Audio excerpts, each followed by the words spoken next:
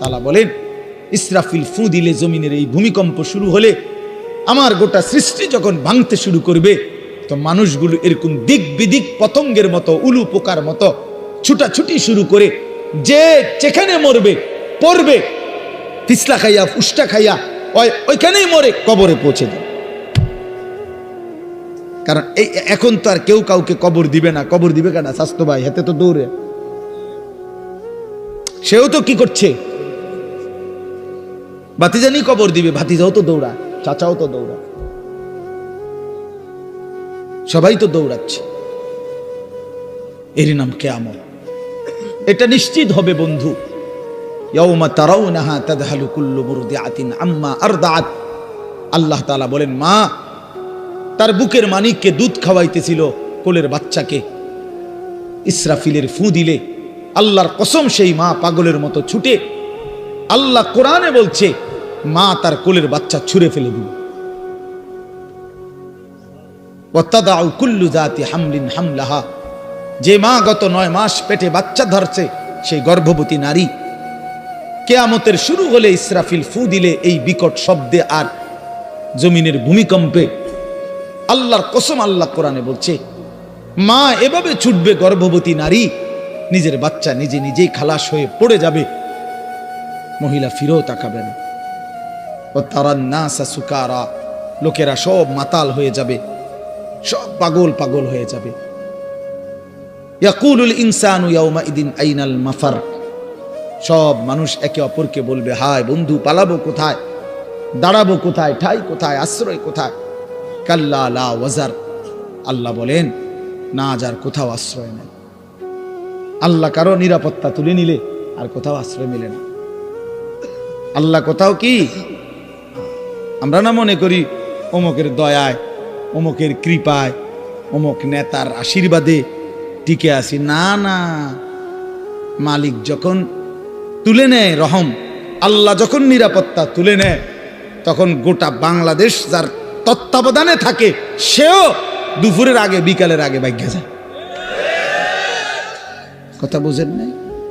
হ্যাঁ, আল্লাহ যখন নিরাপত্তা সরায় নেয়, তখন আর কেউ টিকে না, একক ব্যক্তিও টিকে না, সংঘবদ্ধ জালেম চক্র আর টিকে না। গতকালকে আরেক জালেম, আরেক স্বৈর শাসক, আরেক ফ্যাসিস্ট দীর্ঘ 54 বছর ধরে বাপ পুতে মিলে এই পৃথিবীতে অন্যায়ের রাজত্ব কায়েম রেখেছিল, লক্ষ লক্ষ মুসলমানকে ঘর হারা করেছিল, এতিম করেছিল, সিরিয়ার জমিন রক্তে ভাসায় দিছিল। যেই জালেম, সেই স্বৈর শাসক জালেম 24 বছরের জুলুমের অবসান করে গতকালকে ওই জালেম ভাইগা গেছে। ইমানদারের বিজয় হয়েছে, মুজাহিদিনদের বিজয় হয়েছে। মুসলমানের ছেলেরা মনে রাখো, সারা পৃথিবী জুড়ে উইকেট পড়তে আছে। আগামী উইকেট নেতানিয়াহু, ইসরায়েলের ওই প্রধানমন্ত্রী, এই সামনের উইকেট, এই উইকেটও পড়ে যাবে ইনশাআল্লাহ, এই উইকেটও পড়ে যাবে ইনশাআল্লাহ। হ্যাঁ, ফিলিস্তিনের বিজয় হবে ইনশাআল্লাহ। ইসরায়েলের ইহুদি বেঈমান হেরে যাবে, হেরেই যাবে। এজন্য তোমাদের কাছে অনুরোধ করছি, ছেলেরা আমার, নষ্ট হইও না, নষ্ট হইও না, চরিত্রহীন হইও না। জুলুমবাজ কোনোদিন একক হওয়ার, অন্যায়কারী পাপী নাফরমান, খোদার কসম ভাইয়া, সংঘবদ্ধ শক্তিও টেকে না, একক শক্তিও টেকে না। ফেরাউনের পুরা সম্প্রদায় যেমন ডুবে গেছে, কারুন একাকী জুলুম করছে, অন্যায় করছে, তো সেও ডুবে গেছে। এটা বুঝতে হবে ভাইয়া, এটা বুঝতে হবে, এটা মনে রাখতে হবে। এই সিরিয়া অনেক বরকতের। আল্লাহ পাক এই জমিনে সবচেয়ে বেশি নবী রাসূল পাঠিয়েছেন সিরিয়ার জমিনে, সিরিয়াতে, এই শাম দেশে। শেষ জামানায় ঈসা আলাইহিস সালাম নামবে দাজ্জালের বিরুদ্ধে যুদ্ধ করার জন্য এই সিরিয়াতে। অসংখ্য বরকতের জায়গা, সেই পবিত্র জায়গার মধ্যে আপনার 54 বছর তারা বাপপুত হাফিজ আল আসাদ আর বাশার আল আসাদ এই দুই জালেম অন্যায় রাজত্ব কায়েম করে মজলুম মুসলমানের রক্তে জমিন ভাসাইছিল।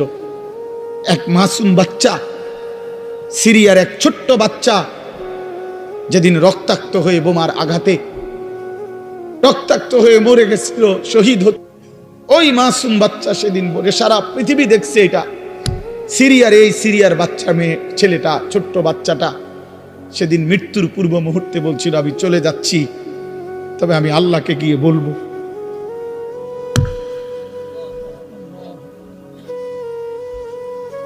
ওই মাসুম বাচ্চা বলছিল, আমি আল্লাহকে গিয়ে বলবো।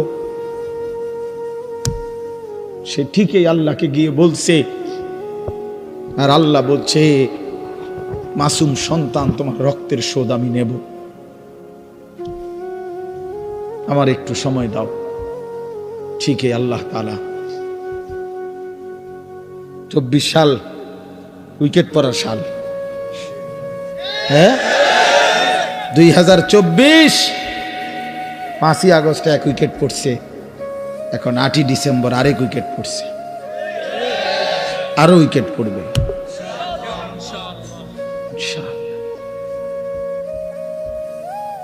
আগামীর সময় মুসলমানের ইনশাআল্লাহ, আগামীর সময় ইমানের সময়, ইসলামের সময় ইনশাআল্লাহ। তোমরা আগে বাইরো, ছেলেরা আগে নামাজ পড়ো, আল্লাহরে ডাকো, নষ্ট হইও না, চরিত্রহীন হইও না। ওই নারী তোমারে ধোকা দিবে, মোবাইলের ওই ছবি তোমারে ধোকা দিবে, তুমি তার সঙ্গ করো না। আমার ভাই, আমার ছেলেরা নষ্ট হইও না। এখন আমাদেরকে ইন্ডিয়া শাসাইতেছে, আমগরে পেঁয়াজ দিবে না, আলু দিবে না। আরে পেঁয়াজ তোর বাপের নাকি বেটা? ওই মোদির আব্বার পেঁয়াজ তোর বাপের পেঁয়াজ দি বেটা?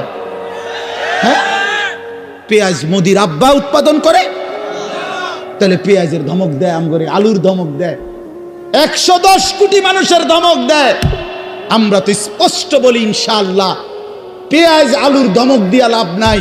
পেঁয়াজ আলু সহ সমস্ত নিত্য পণ্য বেঈমান, তোদেরকে যিনি খাওয়ায় তিনি তো আমার আল্লাহ, তোর কে বেটা?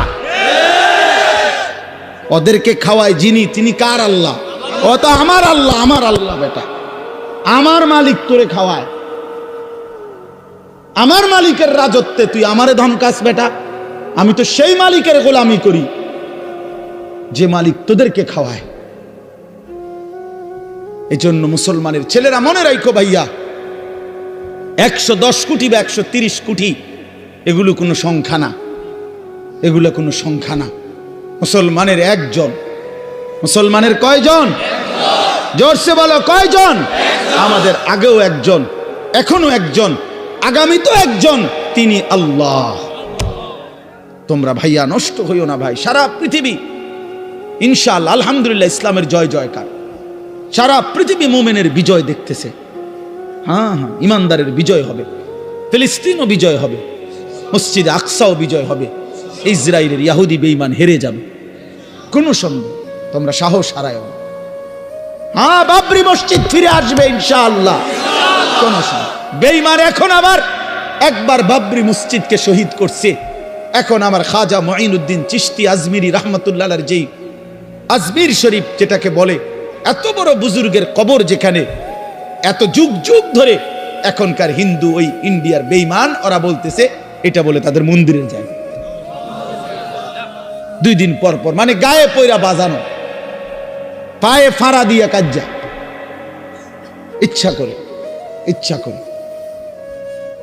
আল্লাহ আমাদেরকে বুঝ দান করেন, আল্লাহ আমাদেরকে হিম্মত দান করেন। আমার নওজোয়ান সাথীরা, আমি বহুত বড় আশাবাদী ভাই। আমার ছেলেরা, তোমরা ফিরলে ইনশাআল্লাহ, তোমরা সেজদা দিলে, তোমরা আল্লাহরে ডাকলে, গোটা পৃথিবীতে বাতিলের মসনদ, বেঈমানের মসনদ নড়বে, কাইপা উঠবে। বাতিল ভয় পাবে, বেঈমান ভয় পাবে।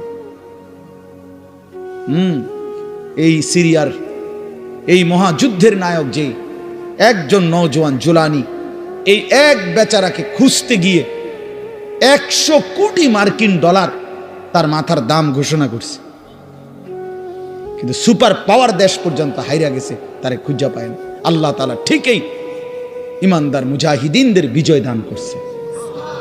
আফগান বিজয় হয়েছে, আলহামদুলিল্লাহ, ফিলিস্তিনও বিজয় হবে, বাংলাদেশও কালেমার পতাকা উড়বে ইনশাআল্লাহ। এই জন্য আমরা যদি আমাদের আল্লাহকে ভুলে যাই, আমাদের বরবাদ। আমাদের আল্লাহ, আমাদের রসুল, আমাদের কোরআন, আমাদের ইসলাম, এটাই শ্রেষ্ঠ। এর মধ্যেই আমাদের শান্তি, এর মধ্যেই আমাদের নিরাপত্তা, এর মধ্যেই নিরাপত্তা। আল্লাহ তাআলা তোমাদের সমস্ত ছেলেদেরকে ইসলামের জন্য কবুল করেন। তোমরা আগামী দিনে ইমাম মাহদির পক্ষে লড়বা ইনশাআল্লাহ, দাজ্জালের বিরুদ্ধে লড়বা ইনশাআল্লাহ। আমি আমার ৬-৭ বছরের বাচ্চারাও বলছি, আব্বা বলো, হিম্মত করো বাপ, প্রয়োজনে বাপ শহীদ হব নয়, সন্তান শহীদ হব, কিন্তু ঈমানের বিজয় হবে ইনশাআল্লাহ। চলো, আল্লাহ তাআলা বলেন এই সব কিছু ধ্বংস হবে, শেষ হবে, কিয়ামত হবে। তো আবার আল্লাহ তাআলা আমাদের সবার জন্য আবার ইসরাফিলকে জীবিত করে দ্বিতীয়বার আল্লাহ আবার বলবেন, ইসরাফিল আবার ফু দাও। ইদা জুলজিলাতিল আরদু জিলজালাহা, এই যে সূরাটা পড়ছি কোরআন শরীফের 99 নম্বর সূরা 30 নম্বর পারা, জিলজাল। এইটার এবার তর্জমা বলি, আমার কথা শেষ। তো প্রথম যখন ইসরাফিল ফু দিবে বললাম সব ভাঙ্গা চুইরা শেষ, মাটির নিচে চলে যাবে। দ্বিতীয়বার আবার আল্লাহ তাআলা একটা নির্দিষ্ট সময় পরে আল্লাহ বলবেন আবার ফু দাও। তো আবার ফু দিলে ইসরাফিল জমিনে আবার ভূমিকম্প শুরু হবে। এবার জমিনের তলদেশে ওই আদম আলাইহিস সালাম থেকে নিয়ে এই পর্যন্ত কিয়ামত পর্যন্ত যত কিছু মাটির নিচে, সব মাটির উপরে উঠে আসবে। যত কিছু বুঝেন নাই, মানে শুধু মানুষ না, যত কিছু, যত মাটি ছাড়া যত কিছু একে সব উপরে আসবে। হীরা মণি মুক্তা, স্বর্ণ রৌপ্য, টাকা পয়সা, ধন দৌলত, অর্থ সম্পদ, সব। হ্যাঁ, এটাই হাদিস, সব মাটির উপরে উঠবে। ইজা জুলজিলাতিল আরদু জিলজালাহা, আল্লাহ বলেন দ্বিতীয় ফুৎকারে যখন জমিনে ভূমিকম্প হবে, ওয়া আখরাজাতিল আরদু আসকালাহা, জমিন তার তলদেশ থেকে সব কিছু উপরে উঠাই দিবে। উপরে উঠাই দিলে আশ্চর্যের কথা হইল, নবীজি বলছে টাকা পয়সা, অর্থ সম্পদ, স্বর্ণ রৌপ্য, এগুলো কথা বলবে। বিশ্বাস করে, এগুলো কথা বলবে। কি কথা বলবে? সমস্ত নাফরমান পাপীদেরকে, এই অবৈধ সম্পদ উপার্জনকারীদেরকে ডাক দিবে। হাদিসে আছে, নবীজি বলছে এই টাকা পয়সা, অর্থ সম্পদ মাটির উপরে স্তূপ, স্বর্ণরৌপ্য, হাসরের মাঠ, তো এরা ডাকবে। স্বর্ণই ডাক দিবে আর কি, রৌপ্যের খনি ডাক দিবে, এই না সারেক, চোর তুই কই, এদিকে এদিকে এদিকে, এই ডাকাত এদিকে, সুদখোর, হারামখোর, কিস্তিখোর, এদিকে, তোর বহুত টাকা দরকার ছিল, এখন নে, এখন নে, যা লাগবে এখন নে, হারামখোর এখন নে।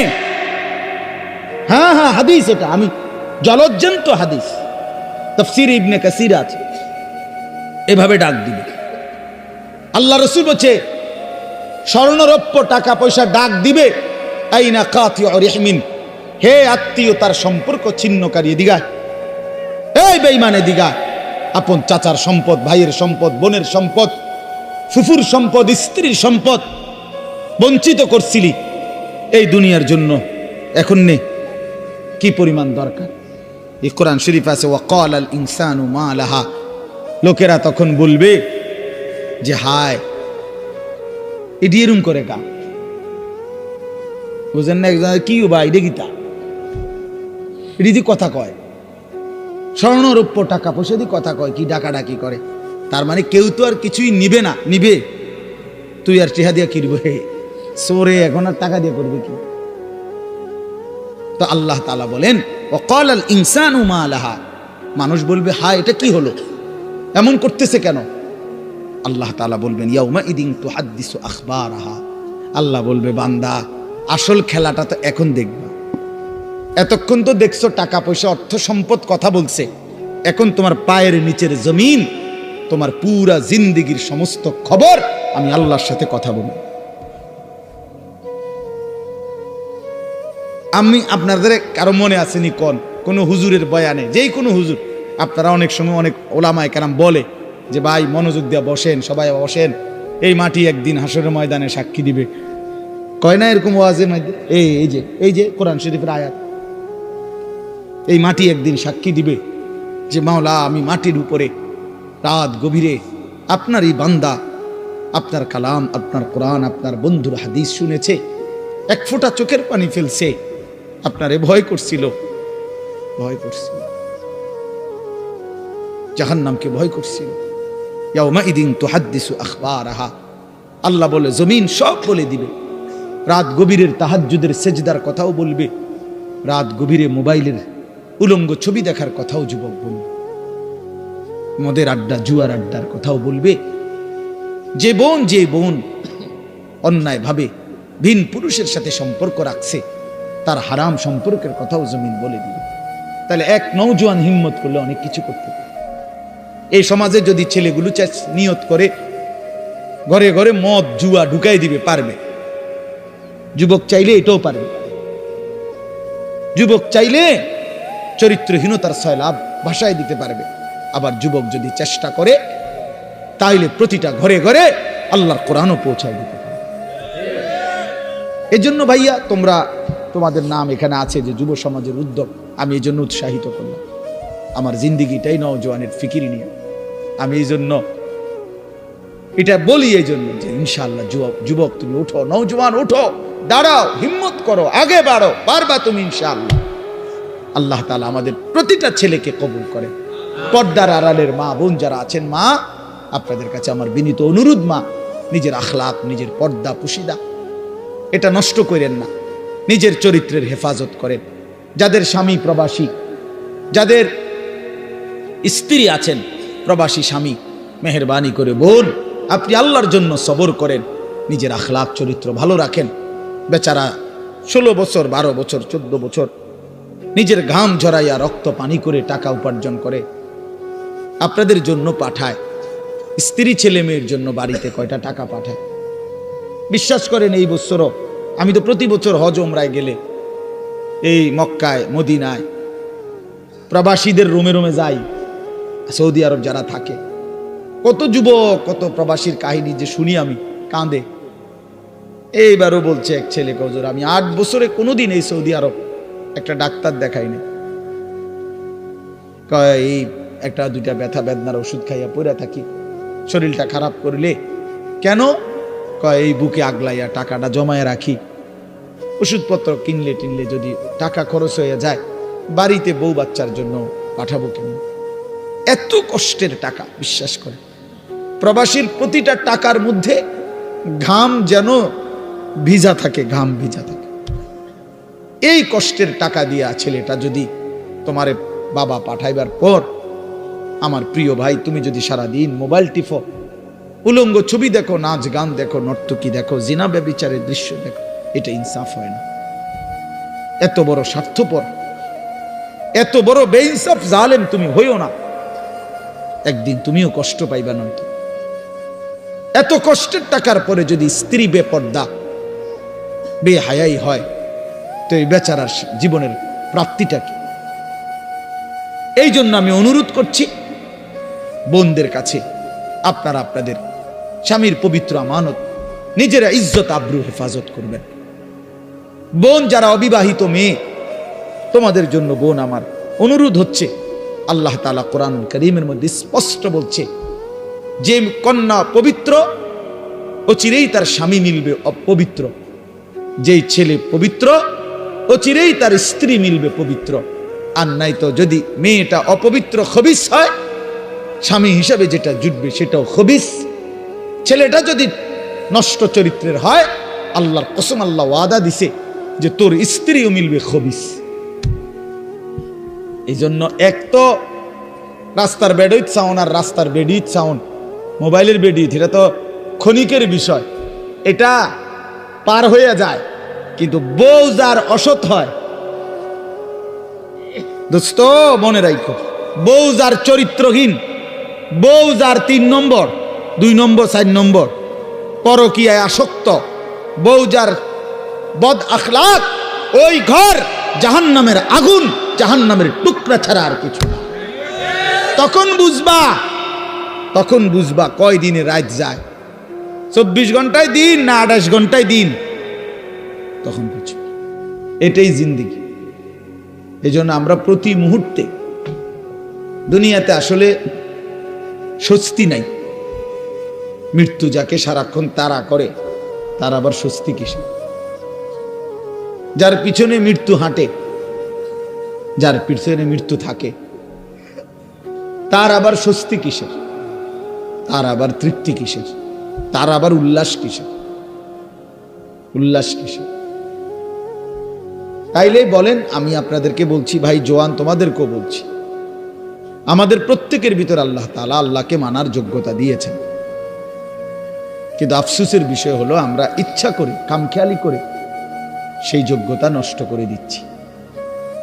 নিজের মনের যত খাহেসাত, মনের যত চাহিদা, সেটা কিন্তু পূরণ করতে আমরা খুব বদ্ধপরিকর, খুব মজবুত।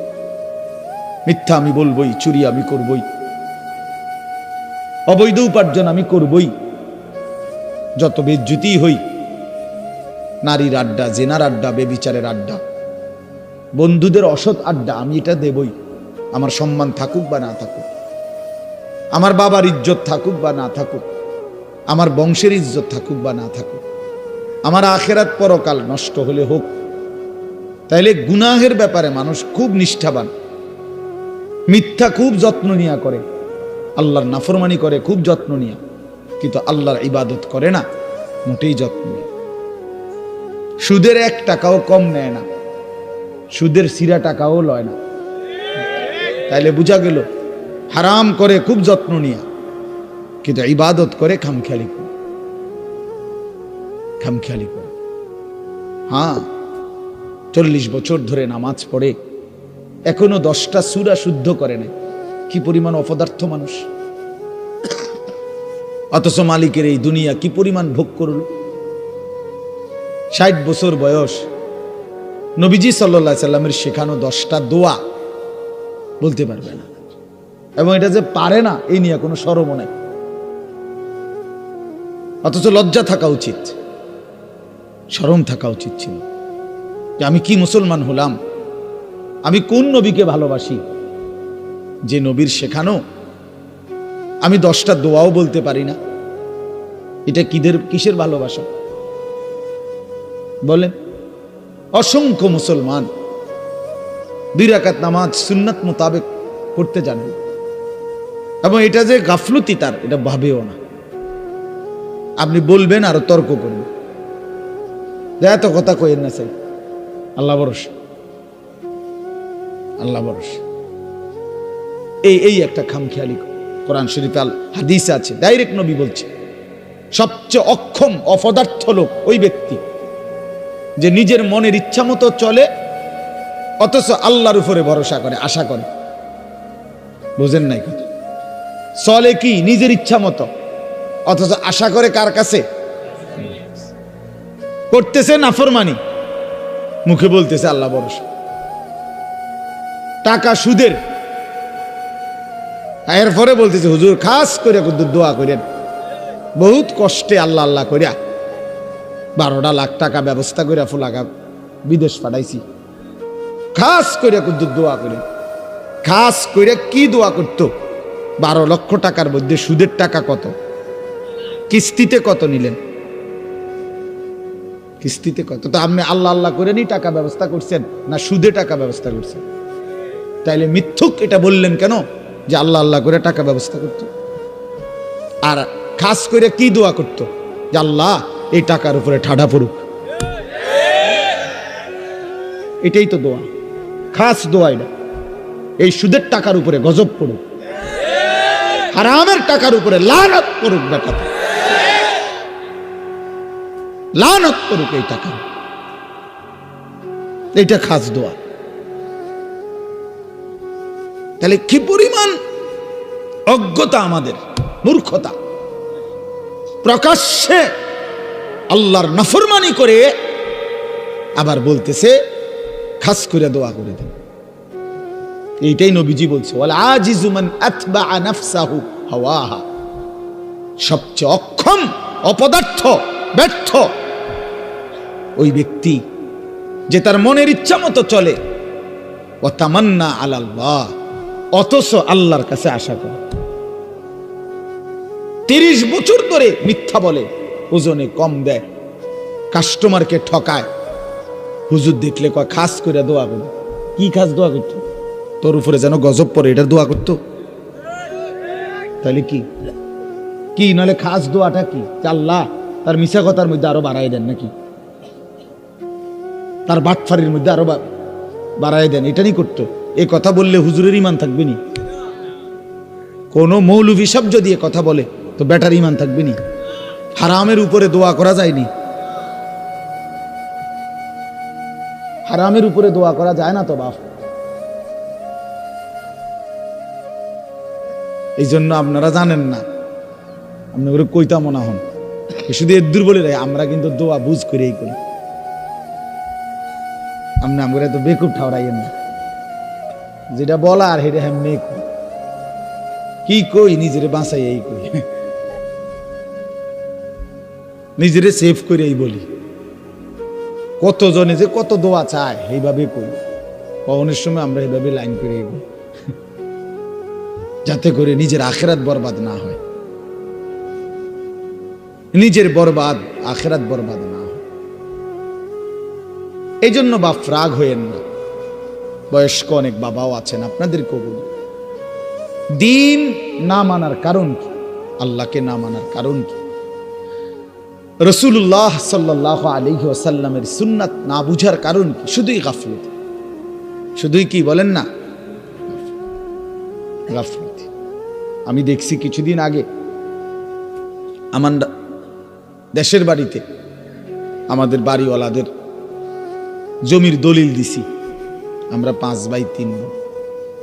তো বাড়িওয়ালা মুরব্বী যে 2-3 জন ছিল, মনে 50 বার কইছে বালা কইরা চাও, বালা কইরা সব দি সই লইছি নি, ওই কোন আচ্ছা সই দি এমনি যে সই দেয় না, ভালো করে বুড়া মানুষ হাঁটতে না, মনে 50 বার কইছে চেক দাও, দলিল দলিল চেক করো, ইয়ার লগে মিলছি নি, দাগে নম্বরে ক্ষতি আনে কি? আমনে না বলে কিচ্ছু বোঝেন না? হ্যাঁ, আমনে না বলে বোঝেন না? আপনার আখিরাতের কথা বললেন না, হুজুর কথা কইছেন ভালোই, কথা ঠিকই, কিন্তু ওনার এই বয়স নাই, আছে শুধু বিড়ি খানার বয়স। বিড়ি খানার বয়সটা শুধু রয়ে গেছে, আর অন্য বয়স নাই। চা দোয়ানে গপ মারনের বয়সটা আর রয়ে গেছে, অন্য বয়স নাই। এখনো রঙিন টেলিভিশনের মধ্যে নাচ গান দেখার সময় হায়াত বয়স এখনো আছে, শুধু আল্লাহর ইবাদত করার, কোরআনুল করিম শুদ্ধ করার, ওযু নামাজ গোসল হালাল হারাম মেনে চলার সময় আজও হয় নাই। দুনিয়া এখনো ছাড়ে নাই, কবর এখনো মনে পড়ে নাই, আখিরাত এখনো মনে। আল্লাহকুমুত তাকাসুর হাত্তা জুরতুমুল মাকাবির। আল্লাহ বলে, বান্দা আয় হায়, দুনিয়া তো তোমারে ডুবাইয়া ফেলল, আখিরাত তো তোমারে ভুলাইয়া দিল, এরই মাঝে তো তুমি একদিন কবরেই পৌঁছে গেল। হাত্তা জুরতুমুল মাকাবির। এই দুনিয়ায় ডুবে থাকতে থাকতে এখনো সোফা বানাইয়া শেষ হয়েছে না, তুমি কবরে। এখনো দোতলার ছাদ ডালাই হয় নাই, তুমি তো কবরে। জিন্দিগির কত স্বপ্ন, কত পরিকল্পনা রাইখেই তো তুমি কবরে চলে গেলা, অথচ দুনিয়াও শেষ করতে পারলা না, আখিরাতও গুছাইতে পারলা না। কি হলো বলেন? একটা লোক বলেন আপনাদের দুনিয়া সাজা গুছাইয়া গেছে কি? আপনি এখন গিয়ে খবর নেন, ঘরে যান, মহিলারা বলবে পেঁয়াজ নাই, রসুন নাই, আদা নাই, চিটকারি ভাঙ্গা, বাথরুমের প্লাস্টিক দরজাটা ভাঙ্গা গেছে। যত বাথরুমের মধ্যে প্লাস্টিকের দরজা ইডি হয়, হেন্দা ভাঙ্গা যায়, হেন্দা ভাঙ্গা যায়, চিটকারি নাই, চদর বদর, ঠিক না? বলেন না কেন? তো দুনিয়া আপনি না খুব ভালো মাত্র গুছাই নিলেন, 6 মাসের মাথায় চিটকারি নাই, কে শেষ হয়নি। দুনিয়া কি হয় না? রাক্ষসে এই দুনিয়া শেষ হয় না, দুনিয়া শেষ হয় না। রাসূলুল্লাহ সাল্লাল্লাহু আলাইহি ওয়াসাল্লাম বলেছেন, লাউ আন্না লি ইবনে আদম ওয়াদিয়াম মিন যাহাবিন লা আহাব্বা আন ইয়াকুনা লাহু ওয়াদিয়ান লান ইয়ামলা আফাহু ইল্লা তুরাব। এটা একটা হাদিস, আশ্চর্য হাদিস। নবী সাল্লাল্লাহু আলাইহি ওয়াসাল্লাম বলেন, শুনো, বনি আদমকে, আদম সন্তানকে যদি একটি পাহাড় স্বর্ণ দেওয়া হয়, লা আহাব্বা আন ইয়াকুনা লাহু ওয়াদিয়ান, সে অবশ্যই চাইবে তাকে দুইটি পাহাড় স্বর্ণ দেওয়া হোক।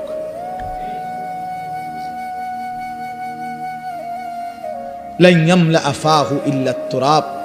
এরপরে নবীজি বলেন, কসম উম্মত শুনো, বনি আদমের মুখ ভরবে না ইল্লা তুরাব, কবরের মাটি ঢালা পর্যন্ত। তার ওই মুখে, তার ওই শরীরে যতক্ষণ কবরের মাটি না ফেলবে ততক্ষণ তার দুনিয়ার চাহিদা কি হবে না। এর চাইতে জ্বলন্ত হাদিস আর কি হইতে পারে? এর চাইতে সুন্দর কথা আর কি হইতে পারে বলেন? আরো সুন্দর কথা শুনেন।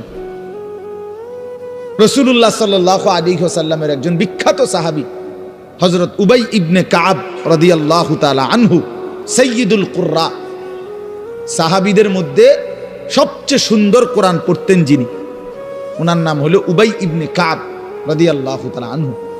এই সাহাবী বলেন, এই হাদিস এটা নবীজি আমাদের কাছে এত হাজারবার বলছে, এতবার। এই কোনটা? এই যে যদি বনি আদমকে একটি পাহাড় স্বর্ণ দেওয়া হয়, সে দুইটি পাহাড় চাইবে, আরো দিলে আরো চাইবে, তার মুখ ভরবে না কবরের মাটি ছাড়া।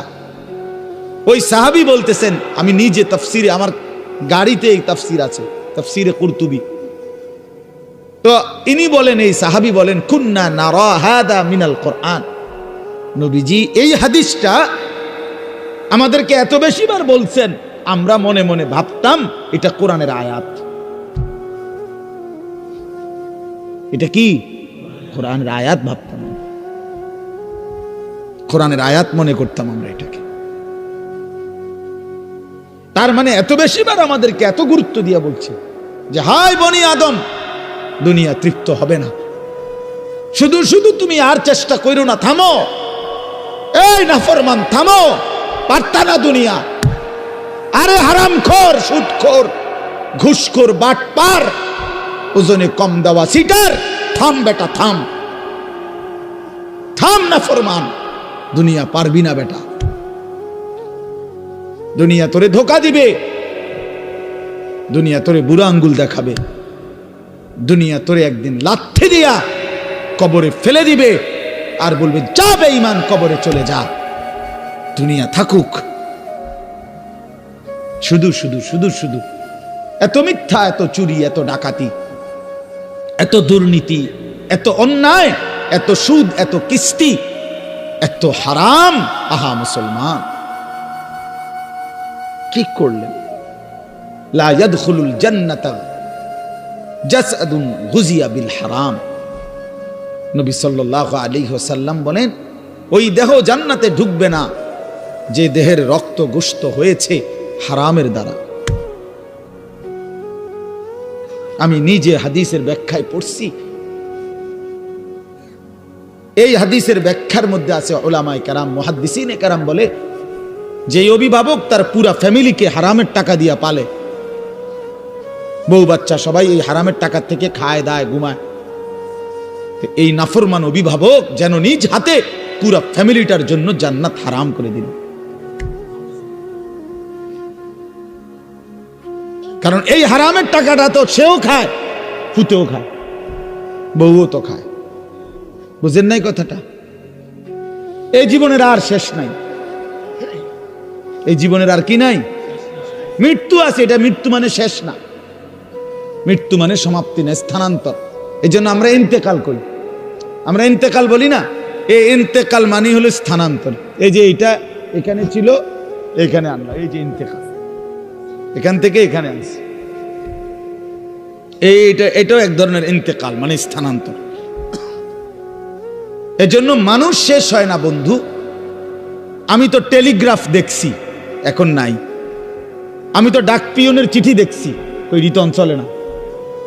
আমি তো ওই যে এমনি 1 2 3 গুণনা যে টেলিফোন, সেটা ছিল না চাচা, আমরা তো ওইগুলো দিয়ে কাজ করছি। তো আপনি তো আরো বেশি দেখছেন, আমি তো আপনার চাইতে বয়সে কম। তিনটিতে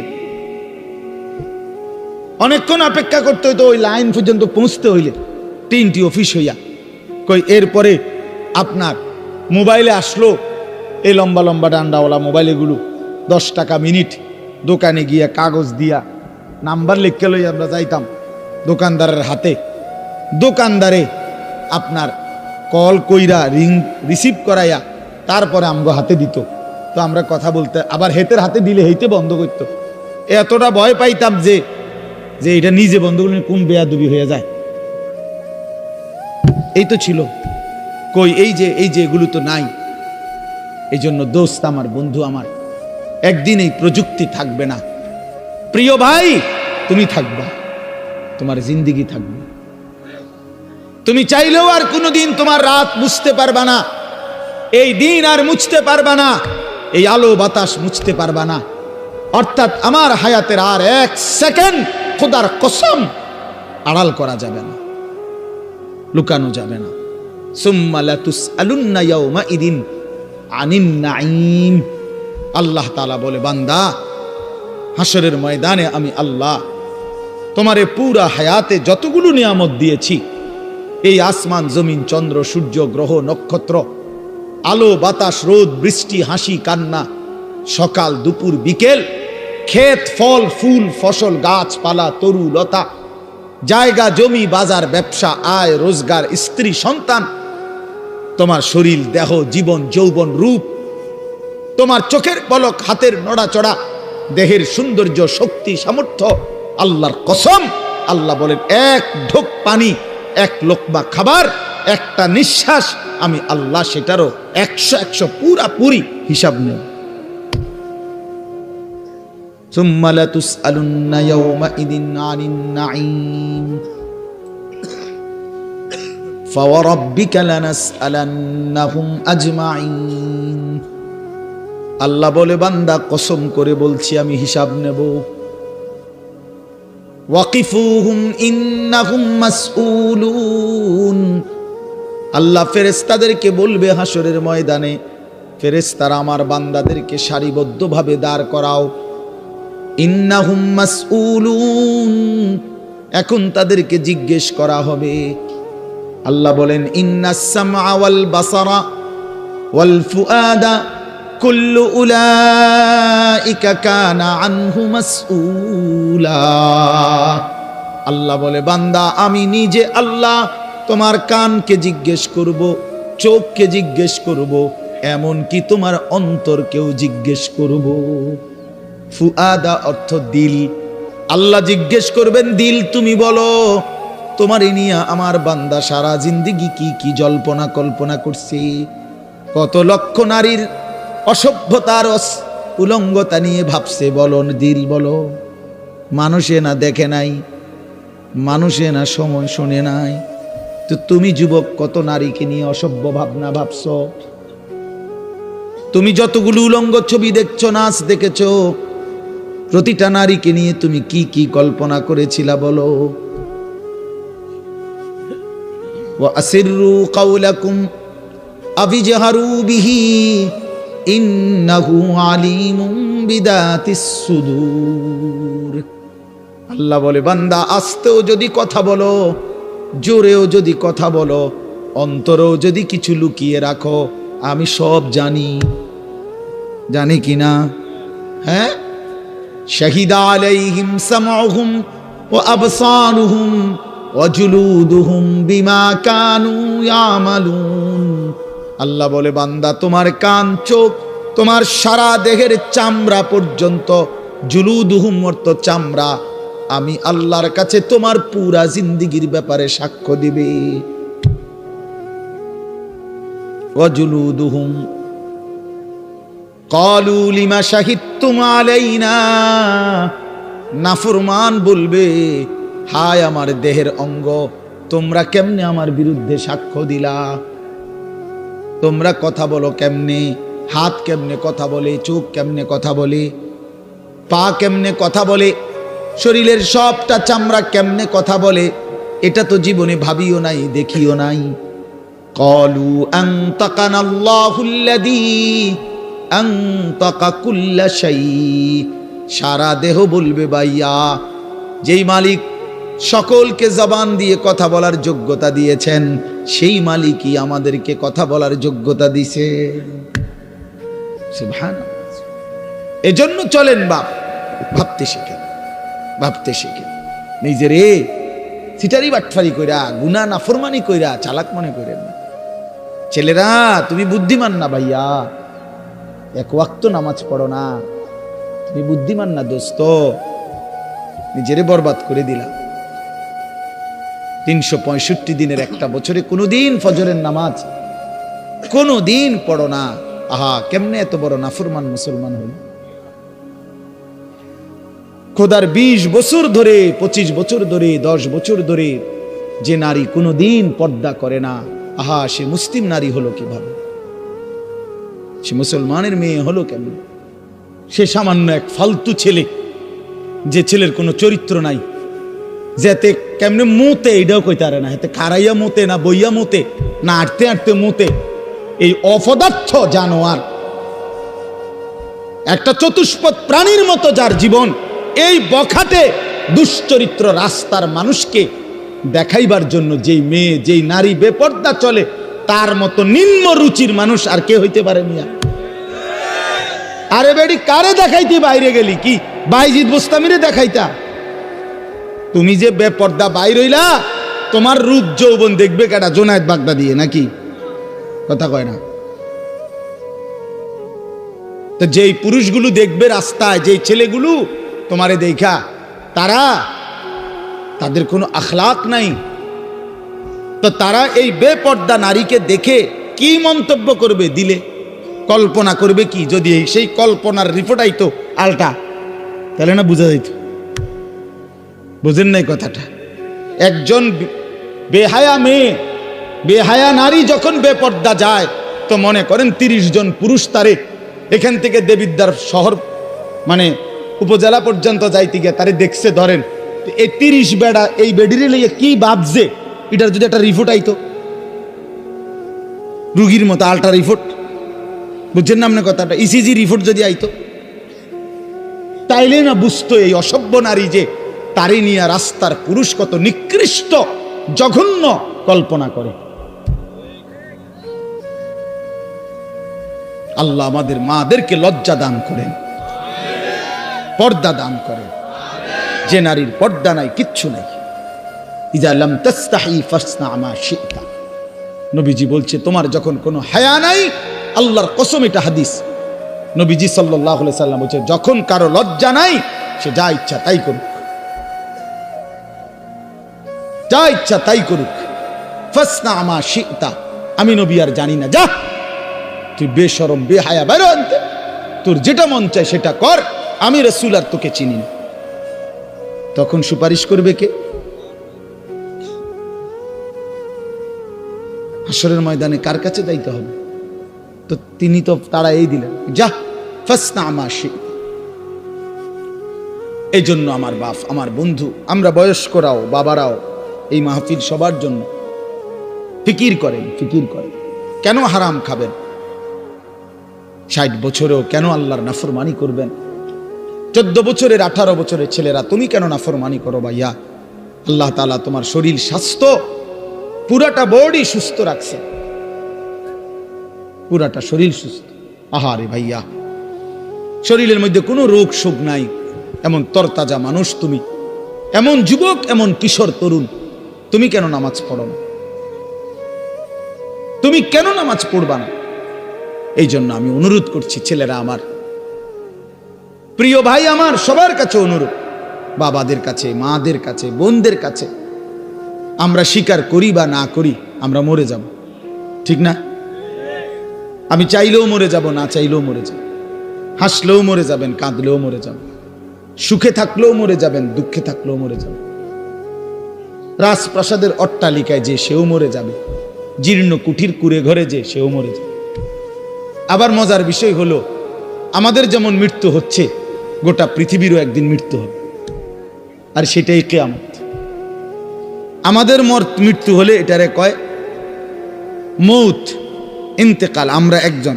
আর গোটা পৃথিবীর যেদিন মৃত্যু হবে, গোটা সৃষ্টির, আল্লাহ ভিন্ন সব কিছুর, সেটাকেই বলে কিয়ামত। আল্লাহ বলেন বান্দা, এই শুধু আমার এই কথাটা মনে রাখবেন, আল্লাহ যেন ডাক দিয়া বলে বান্দা তুমিও থাকতা না, দুনিয়াও থাকতো না, তুমিও থাকবা না, দুনিয়াও থাকবা না, এই হাসিও থাকবে না, কান্নাও থাকবে না, এই সুখও থাকবে না, দুঃখও থাকবে না, রাজপ্রাসাদের এই অট্টালিকাও থাকবে না, কুড়ে ঘরেও থাকবে না, সব সমান। আল কারিয়াতু মাল কারিয়া ওমা আদরাকা মাল কারিয়া ইয়াউমা ইয়াকুনুন নাসু কাল ফারাশিল মাবসুস। আল্লাহ বলেন ইসরাফিল ফু দিলে একটা বিকট শব্দ হবে, এই বিকট শব্দে জমিন কাঁপতে শুরু করবে, হায় হায় গোটা পৃথিবী ভাঙচুর শুরু হবে, গোটা সৃষ্টি ভেঙে যাবে, সাত আসমান ভেঙে যাবে, তারকারাজি খসে পড়বে, সূর্য চন্দ্র একাকার হয়ে যাবে, আল্লাহর সব সৃষ্টি তছনছ হয়ে যাবে, তছনছ হয়ে যাবে। ভেবে দেখেন তো। আচ্ছা আপনারা একটা মিনিট ভাবে, এই ভাই কথা বলো না, পিছনে আরো সময় লাগবে খিচুড়ি, যাদের খিচুড়ির খুব তাকাজা আর একটু সময় লাগবে ভাই। না অনেকের আছে এমন, মানে চিল্লা যে কি তারে হুজুরি ইডি কিত্ত কয়, যেটা খাবানের এটা না খাবাই লেব। মাহফিলের শ্রোতা দুই ধরনের হয়, এক ধরনের হইলো ওয়াজ শোনে, সাথে যদি কিছু মিলে তো রিজিক মিলল, আর আরেক ধরনের হইলো মেহমান, মানে উনি শুধু রাত যদি 3টাও বাজে উনি বাইরে করে, কারণ উনি তো মূলত মেহমান। হ্যাঁ উনি মেহমান না, খাওয়িন না ফাটি, এটা কইলে কেমনে আপনারা বলতে পারেন, আমি তো ভদ্রতার সাথে বললাম মেহমান, তবে একটু শরম কম, সামান্য একটু কি শরম একটু কম আর কি, শুধুই খানার জন্য এটা উচিত না, এটা উচিত না। জিন্দিগি শুধুই খানা না, এই খানা কারোই জীবনের কোনো সমাধান না, ঠিক কিনা বলে? এই জন্য প্রিয় ভাই আমার, বাপ আমার, আমি অনুরোধ করতেছি, আমরা এটা ভাবা দরকার। আপনারা একটা মিনিট, এই একটু আগে আপনারা দেখছেন, তো এটা আপনারা ভাবেন। আচ্ছা এই একটা মিনিট ভেবে দেখেন যে আমরা যেমনি বসে আছি চুপচাপ প্যান্ডেলটার মধ্যে, তো হঠাৎ করে আমরা দেখতেছি যে লাইটগুলো ঠাস ঠাস করে ভাঙতেছে, এই প্যান্ডেলটা ছিঁড়ে গেছে, স্টেজটা ভাঙ্গা পড়ে গেছে, সবগুলো বাঁশের খুঁটি ভাঙ্গা গেছে, সবগুলো তার লাইট সিস্টেম তস্তস হয়ে গেছে। আচ্ছা কি পরিমাণ পেরেশানি হবে, পুরা মাঠটার মধ্যে কি পরিমাণ হুলস্থুল লাগবে, লাগবে কি না বলেন? সবাই তখন সিরিয়ালে বাইরে না, সিরিয়ালে কথা বলেন না কেন, যে যেভাবে পারে, ঠিক না বলেন?